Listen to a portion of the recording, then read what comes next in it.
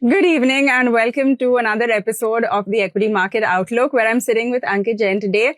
He's a senior fund manager at Mirae. He has long looked at both the large and mid-cap fund, but specifically the mid-cap fund. That's really been your area. So I want to get, into that. And Ankit, we've been doing this series just so that our investors can get a sense of how we are looking at things, how we've looked at the events of the past month as well. We keep saying that our equity outlook doesn't change every month, obviously, but it's a good way to communicate how we've looked at, some of the events.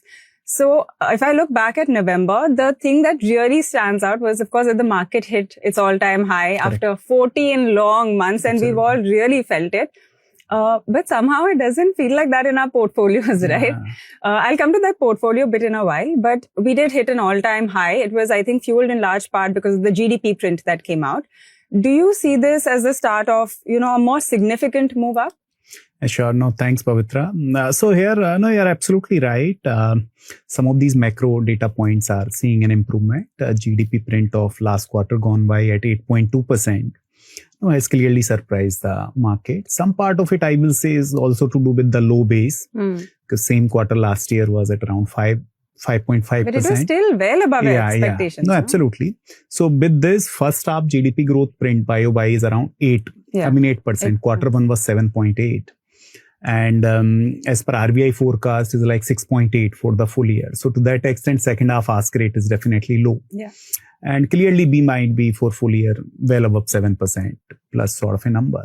So what has caused this some bit of a positive surprise is that both the engine around government policy, one on the fiscal side, second on the monetary side, both are firing pretty well. If you look into the actions which has been undertaken throughout this year, starting from fiscal side, the sort of a stimulus which has been given right on the income tax side and followed it up by GST 2.0 and all, that has given some sort of a boost to the consumption part of the economy, which otherwise has been bit uneven because one part of the market was firing, another was not doing, and which we have seen in this recently gone by festive and all. We have seen good pickup across many of the discretionary categories as such, and which is also reflected in this GDP print, where private consumption has seen some bit of a jump at 7.6%. So that is on the fiscal side of it. Second, on the monetary side, which has done quite a bit of a heavy lifting since throughout, let's say, last year, and which has added significantly in terms of overall liquidity into the system.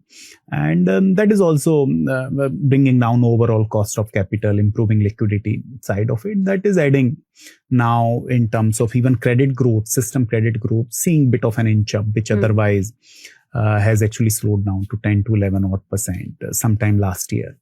So both of these engine put together is now, I think, humming fairly well. Just we see this current US tariff deal and all. This is one joker in the pack. But yeah, I mean, as far as things are, stand today, macro-wise looks fairly good. On to your point that while market's all-time high and within that there might be quite a disconnect between the portfolios. So this is where the clear change has been. If you look into last 16 months, I will say maybe large cap is up 4-5%, mid cap is also ballpark 3-4%, small cap is down 5-6%. So clearly 10% sort of underperformance has been there in the small cap. And this is rightly so. If you look into throughout last, let's say 13-14 months, there has been, first of all, starting point of valuations were very expensive in some of those pockets. And as earnings has sort of normalized, we have seen valuations also sort of normalizing. So both of these factors has sort of resulted in some of these consolidation in the market, which has panned out. But the talk is still that, yes, the market is at a high, but I'm not feeling it. I still feel terrible about my portfolio, the mid and small, even mid caps. I mean, it's not as good as, enough for people to really be enthusiastic.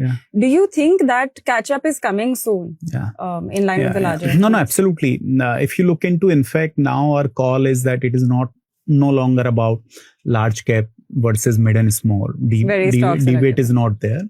It is about, because mid and small cap is such a breed in, let's say, Indian market, and over time it has further strengthened significantly with the variety and choices of businesses being there. And last 16-17 months of consolidation in this space has made valuations far more reasonable. Okay. If you go back, let's say July 2024, mid-caps were trading at 1 year forward 34-35x P, and which were like almost 45-50% premium to their historical averages. And it is not like last 15-16 month earnings growth has not been there. The mid-caps earnings has still grown. Yes, expectations was way too high.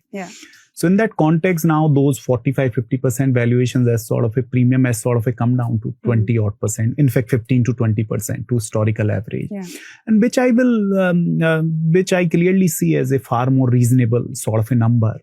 And if earnings compounding from here on has to be good mid-teen CAGR, which is what everyone is building in, I will say those are far more realistic. And the quarter just gone by is some sort of a trailer behind that. The management commentary is also pretty positive. Yeah, right? Absolutely. So just last quarter gone by, if you put things in context, PAT growth for Nifty 500 has been 15%. And even the top line growth, which has been the pain point last 4-5 quarter, last quarter saw a bit of a recovery from, let's say, 6-7% range to 8-9%. Yes, some festive and all might have had some part of it. But even, no, I think outlook has been quite positive. So to that extent, no, I clearly believe that earnings downgrade cycle, which of a brief period of earnings downgrade cycle might be coming to an end. And in that context, from here on, starting valuations are reasonable.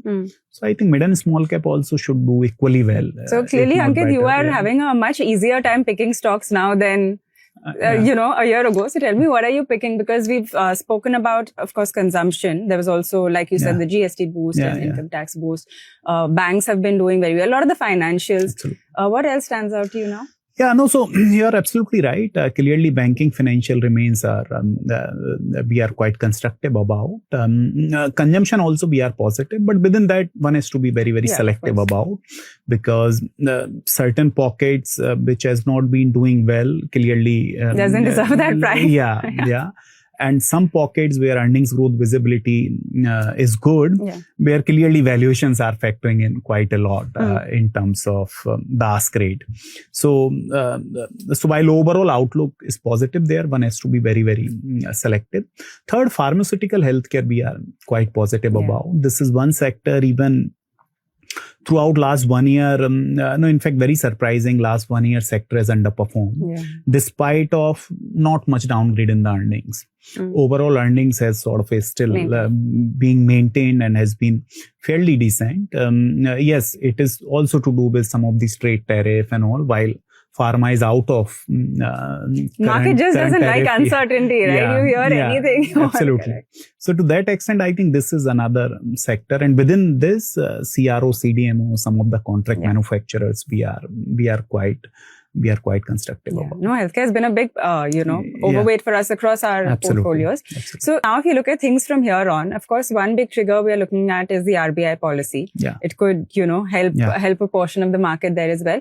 Anything else that you think we should watch in terms of a trigger? US is, God alone knows when that will happen. No, you are absolutely right.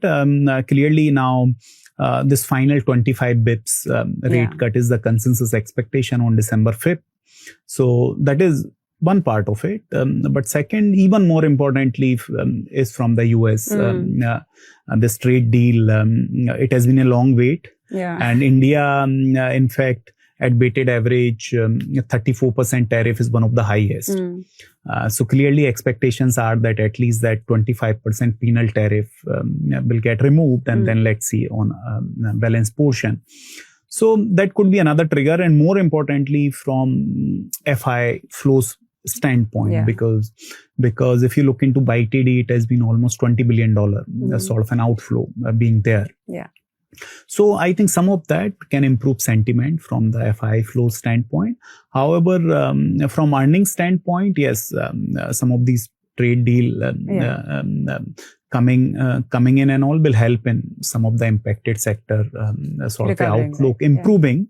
But on its own, it is not that big of an impact on the overall from the it just market removes that earnings overhang, standpoint. right? Of you don't know what's going to happen. It is more positive from the sentiment sentiment standpoint. Okay, one question I ask everyone who I do this with, because investors ask us, is where would you invest right now in terms of funds? Okay, so if I came and gave you 10 crores, I was like, Ankit, invest this. Don't put it all in your fund. We can put some in the mid-cap fund. Yeah. But what else would you choose? No, so as I said, that outlook even for mid and small is equally good from versus the large cap. So I will say multi-cap and all do offer a pretty good asset allocation for an investor with right proportion of large cap and then mid and small. So large cap 40%, mid 30, small 30, something like that.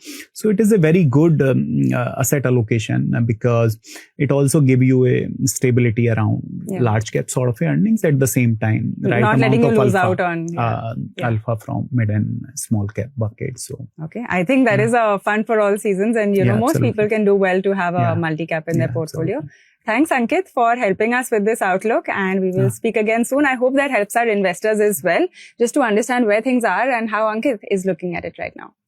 Thank you. Thank you, Pavitra.